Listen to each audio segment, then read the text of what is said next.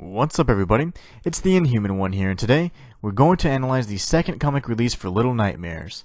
As usual, it took us down even deeper into the rabbit hole and created even more questions than we started out with. In this video, we're going to discuss the overall story. The second comic begins with Six returning to the hideout with the other children with some sort of treasure in hand. All the children admire in awe as the golden figure glistens against the firelight. All but one.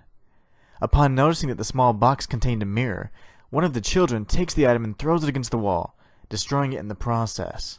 The story then shifts to the shrouded little figure and uncovers the traumatic memory and experience this child had while exploring an abandoned home in the world outside of the mall.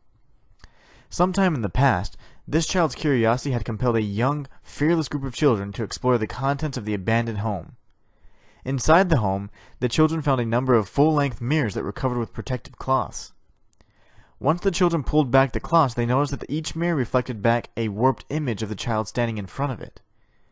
One child's limbs were stretched out to impossible lengths. Sound familiar? Another child's image was warped into a muscular figure that had immense strength. The third child was shown a doppelganger of himself so that he would never be alone. The fourth child, our storyteller, just stood back in fear and hesitation, watching as the children's forms in the real world began to take the shape of the warped images these magical mirrors were possessing. But is magical the most accurate word that could be used to describe these mirrors? Or perhaps cursed? It wasn't long before the children stopped appreciating their new forms. Soon, fear took hold of the children, and the singular aspect of returning to normal and leaving the abandoned home was the primary task at hand. But as we all know, in the world of Little Nightmares, things are seldom so simple to resolve. Before long, a strange figure in the mirror, that is strangely reminiscent of the Hanging Man, began to take form. This Mirror Man, for lack of a better term, reached out from within the mirrors and attempted to snatch the children, successfully grabbing the one that had been transformed into a strong man. The fourth child, and the one that was hesitant to utilize the power of the mirrors, realized that there was a way to revert everyone back to their normal forms and escape the clutches of the Mirror Man.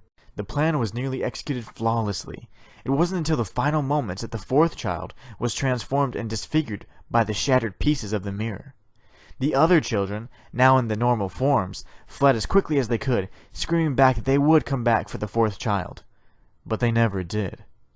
They never came back for their savior, the bravest child of the bunch. But someone did come for the child. It was the ferryman that came for the child and led the child back to the mall. A place where all figures misshapen and forever changed are always welcome.